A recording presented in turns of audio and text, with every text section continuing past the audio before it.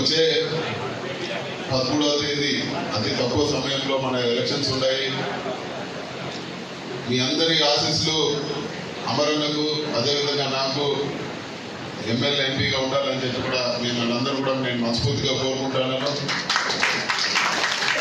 ఒక విషయం ఏమంటే ముఖ్యమంత్రి గారికి అత్యంత నమ్మకస్తులు అత్యంత సాన్నిధ్యం ఉండేవాళ్ళు అమర్నాథ్ రెడ్డి అన్న ఒకరు. ఖచ్చితంగా ఆ నమ్మకము ఆ సాన్నిధ్యము మన రాజంపేట డెవలప్ చేసేదానికి ఖచ్చితంగా ఉపయోగపడతానని చెప్పి కూడా నేను మీకు అందరూ కూడా తెలియజేస్తాను. మంచి డెవలప్మెంట్ రాజశేఖర రెడ్డి గారు అమరన్న కాంబినేషన్తో ఇక్కడ బ్రహ్మాండంగా డెవలప్మెంట్ జరిగింది.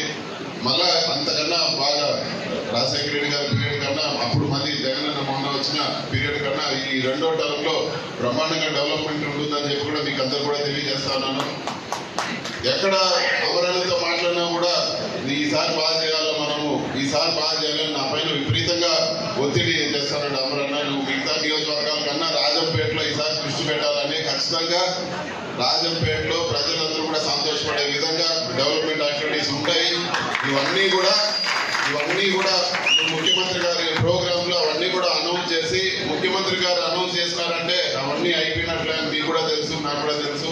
ఖచ్చితంగా అవన్నీ కూడా ముఖ్యమంత్రి గారి దగ్గర అనౌన్స్ చేయించి అవన్నీ పనులు కూడా పూర్తి చేసి ప్రజల దగ్గర మంచి పేరు తెచ్చుకునే విధంగా మన పార్టీ గౌరవం పెరిగే విధంగా ఉంటుందని చెప్పి కూడా మీకు అందరూ కూడా తెలియజేస్తాను.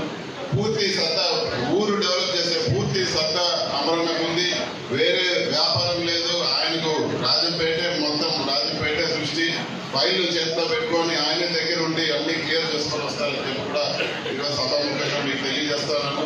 మీ అందరి ఆశీస్సులు కూడా మరొకసారి అమరన్నకు నాకు ఉండాలని చెప్పి మనస్ఫూర్తిగా కోరుకుంటూ ఈరోజు మన పార్టీలో చేరేదానికి వచ్చిన పెద్దలు అందరూ కూడా కృతజ్ఞతలు తెలుపుకుంటూ అందరూ కూడా నమస్కారం, ధన్యవాదాలు.